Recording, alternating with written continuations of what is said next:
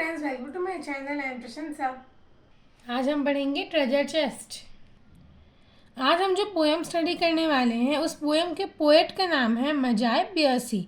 मजाय पियर्सी के बारे में हम छोटा सा डेफिनेशन को स्टडी करेंगे जिसकी हेल्प से हमें पोएम समझने में आसानी होगी।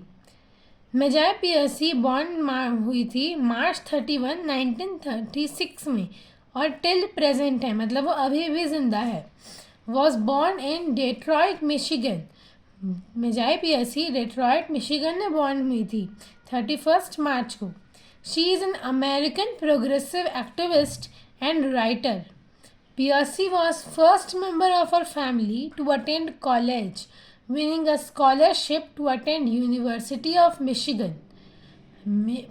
जाय पियर्सी एक अमेरिकन प्रोग्रेसिव एक्टिविस्ट थी और वो राइटर थी। पियर्सी अपनी फैमिली की फर्स्ट मेंबर थी कॉलेज अटेंड करने के लिए। उन्होंने कैसे कॉलेज अटेंड किया? एक स्कॉलरशिप विन करके स्कॉलरशिप अटेंड किया। कौन सी यूनिवर्सिटी में? मिशिगन यूनिवर्सिटी में। Piercy developed a love of books when she came down with German measles and rheumatic fever in her mid-childhood and could do read but read.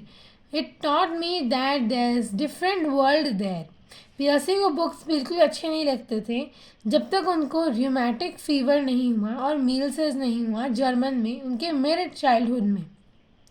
तब उनको पता चला थोड़ा ही सही लेकिन वो पढ़ सकती थी। Marge Piercy married to a current husband Ira Wood, lives in Wellfleet, MA। Marge Piercy ने अपने current husband Ira would say शादी की जो MA पास है, वेलफ्लीट में रहते हैं। Design their home where the couple have been living since 1970s। 1970s से कपल वहाँ पे रह रहे हैं। हर work include women in the age of time. उन्होंने कुछ वर्क्स किए हैं जब उनको र्यूमेटिक फीवर हुआ था, उनके उसके बाद के जो भी वर्क्स हैं उनके सब उसके बाद के हैं। क्या वर्क किए उन्होंने? Women of the age of time, he, she and it, which won 1993 Arthur C Clarke award. He, she और it women age of time ने अवार्ड जीता है। And gone to soldiers, New York Times best seller and a sweeping historical novel set during World War II. Piercy's work is rooted in a Jewish heritage, communist, social and political activism, and feminist ideals. Why has the poet chosen the metaphor bonsai tree? Bonsai tree एक metaphor है। इसका मतलब क्या होता है? Poet ने ये metaphor क्यों चूज किया? Bonsai means loss of growth and freedom. It also implies life without space to grow. Throughout a work artifice, extended metaphor for a bonsai tree. एक बॉन्साई ट्री के लिए और एक अच्छा और बड़ा मेटाफर जो बहुत ही हैवी नेम सजेस्ट कर रहा है। आर्टिफाइस क्या होता है? बॉन्साई ट्री एक आर्टिफिशियल ट्री के माना जाता है। जापान में ट्री है ये, इसलिए वो एक स्पेसिफाइड जगह पे स्पेसिफाइड ग्रोथ के साथ उसको उगाया जाता है। The bonsai tree represent a women.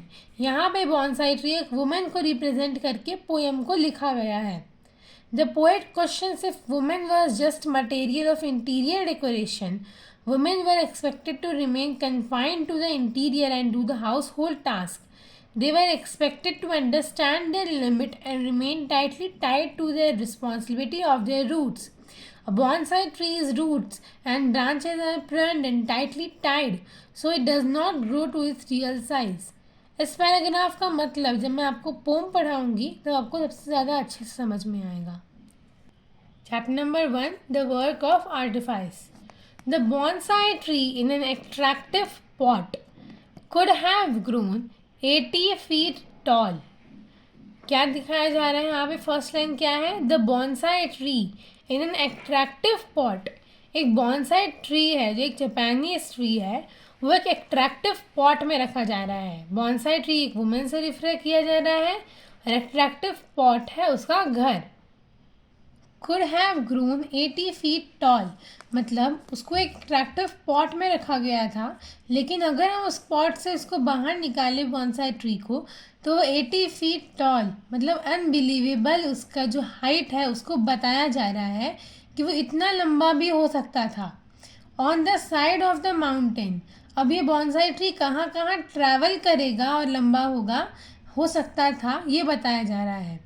ये बॉन्साई ट्री जो अट्रैक्टिव पॉट में रखा गया है वो 80 फीट टॉल हो सकता था। अगर उसको पॉट के बाहर निकाला जाए तो वो टॉल होगा माउंटेन के साइड पे, till the split by the lightning, मतलब जहाँ तक लाइट जाती है वहाँ तक टॉल होगा, वो उतना लंबा उतना फैलेगा, माउंटेन के जैसे वो फैलता जाएगा।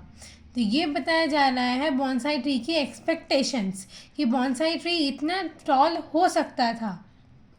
But the gardener carefully pruned it, prune मतलब उसको काटना, सिंचाई करना, but the gardener carefully pruned it, it is 9 inches high, वो 80 फीट टॉल हो सकता था, लेकिन उसको काटते काटते गार्डनर ने 9 इंचेस तक की उसकी लिमिटेशंस बना दी है।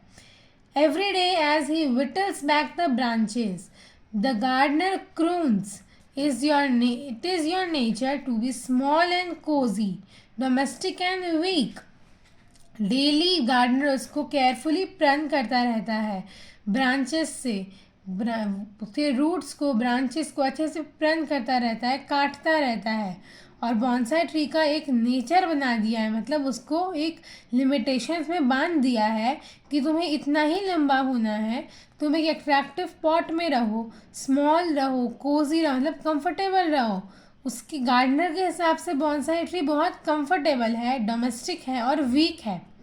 क्या एडजेक्टिव यूज़ किए जा रहे हैं बॉन्साई ट्री के लिए? स्मॉल, कोजी, डोमेस्टिक और weak. How lucky little tree to have a pot to grow in, जैसे मैंने बताया गार्डनर के हिसाब से बॉन्साई ट्री एक बहुत अच्छी जगह पे है जहाँ पे उसको कोई डिफ़िकल्टीज नहीं है, इसलिए बताया जा रहा है कि वो ट्री कितना लकी है कि उसको एक पॉट मिला हुआ है उगने के लिए। With living creatures one must begin very early, जो लिविंग क्रीचर्स के साथ रहते हैं वो कितना जल्दी ग्रो हो जाते हैं, जैसे bonsai tree.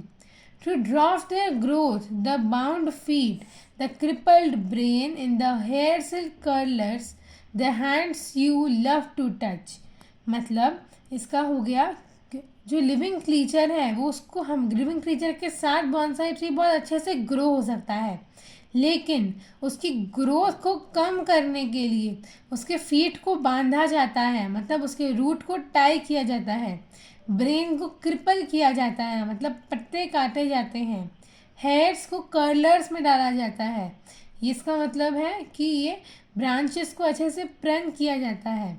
The hands you love to touch, फिर वो ज़्यादा अच्छा लगता है देखने के लिए। आई होप इन्हें मुझे पढ़ाया आपको समझ में आ गया है। तो कोई डाउट है तो मुझे कमेंट करके पूछना, और मेरे वीडियो को लाइक, सब्सक्राइब और शेयर करना, और बेल आइकन भी प्रेस कर लेना। Thank you, bye.